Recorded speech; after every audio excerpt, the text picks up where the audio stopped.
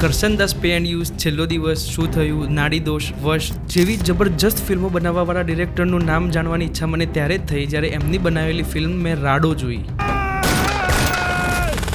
આ વિડીયો આખો જોજો કેમ કે છેલ્લે તમારા માટે એક બોનસ છે. કૃષ્ણદેવ યાજ્ઞિક જેને રાડો જેવી માસ્ટરપીસ ફિલ્મ બનાવી એના જ મગજથી વશ અને વશ 2 જેવી ફિલ્મોએ ગુજરાતી ઇન્ડસ્ટ્રીનું લેવલ અપ કરી દીધું છે. આજે મેં વશ 2 જોઈ, એટલી જબરજસ્ત રીતે આ ફિલ્મ બનાવી છે કે ટ્રેલરમાં જે સીન ખબર છે કે આવું આવશે એ સીન થિયેટરમાં જ્યારે મૂવીમાં છોકરીઓ ધાબા ઉપરથી ચડીને કૂદવા માટે પડે છે એ આવે છે એ તમને અંદરથી હલાવી નાખશે.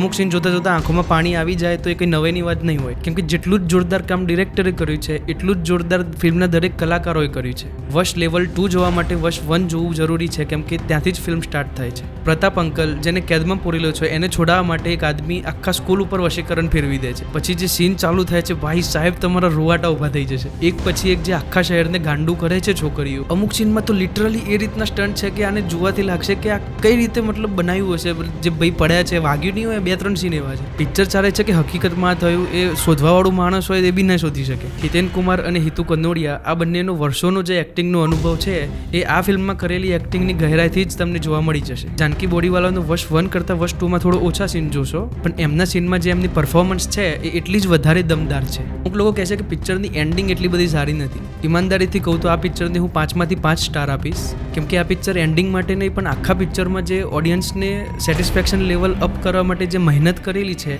એ જાણે સુપરહિટ બનાવે છે. લખીને લઈ લો, આવનારા સમયમાં ખાલી આ નામ જોઈને જ લોકો થિયેટરમાં પિક્ચર જોવા જશે. જો તમે રાડો ના જોયું હોય તો જોઈ લેજો, ખબર પડી જશે કે કેમ. તો આ પિક્ચર તમે જોયું છે કે નહીં, કેવી લાગી એ કોમેન્ટમાં જણાવો. અને હવે ટાઈમ થયો બોનસ. એકદમ મફતમાં યુટ્યુબમાં એક એવી સિરીઝ પડી છે કે જેને જોઈને તમારું જીવન બદલાઈ જશે આખું જડમૂળથી. મારી ગેરંટી છે કે આજ સુધી આવી સિરીઝ ના બની છે અને ના બનવાની છે અને એ ફ્રીમાં અવેલેબલ છે. એ સિરીઝનું નામ જાણવા માટે આ બાજુનો વિડીયો જોઈ લો.